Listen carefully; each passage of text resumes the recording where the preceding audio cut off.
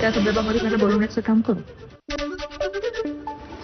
बातमी सांगलीमधून आहे. सत्ताधाऱ्यांनी सांगलीच्या विकासाकडे दुर्लक्ष केल्याचा आरोप करत महाविकास आघाडीनं एकीची घोषणा दिली. सर्वात वैशिष्ट्यपूर्ण म्हणजे एकमेकांचे राजकीय विरोधक म्हणून सांगलीत परिचित असलेले जयंत पाटील आणि विशाल पाटील यांनी संभाव्य धोका ओळखत एकमेकांचा हात धरलाय. तर त्याचवेळी विशाल पाटील आणि विश्वजित कदम या दोन्ही मित्रांनी पुन्हा एकदा हातमिळवणी केली आहे. वेगवेगळ्या लढल्यास भाजपला फायदा होईल हा राजकीय धोका ओळखून महाविकास आघाडीनं सांगलीत आघाडीची घोषणा केली. दरम्यान खासदार विशाल पाटील, आमदार जयंत पाटील आणि आमदार विश्वजित कदम यांनी संयुक्तपणे पत्रकार परिषद घेत पुढच्या 2 ते 3 दिवसात जागा वाटपाची घोषणा करण्यात येईल असं जाहीर केलं. 2024च्या लोकसभा निवडणुकीत विशाल पाटील आणि विश्वजित कदम यांनी स्वीकारलेल्या मैत्रीपूर्ण भूमिकेची सर्वत्र चर्चा होती.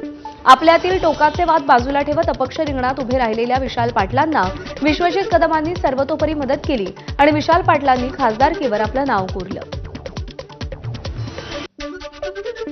आमची महाविकास आघाडी या शहरामध्ये सांगली, मिरज, कुपवाड महानगरपालिकेत संयुक्तपणाने एकसंघपणाने या निवडणुकीत लढेल.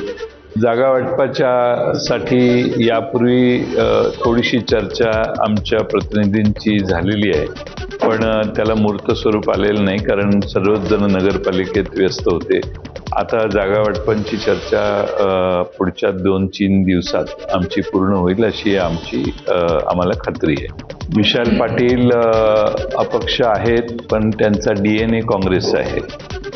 त्यामुळं मला खात्री आहे की काँग्रेस पक्षाच्या सांगली जिल्ह्यातल्या सर्व कार्यकर्त्यांनी त्यांना त्यांच्या स्वतःच्या लोकसभेच्या निवडणुकीतही चांगली मदत केलेली आहे.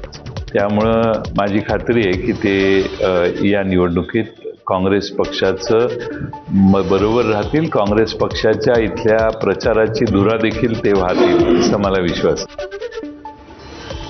19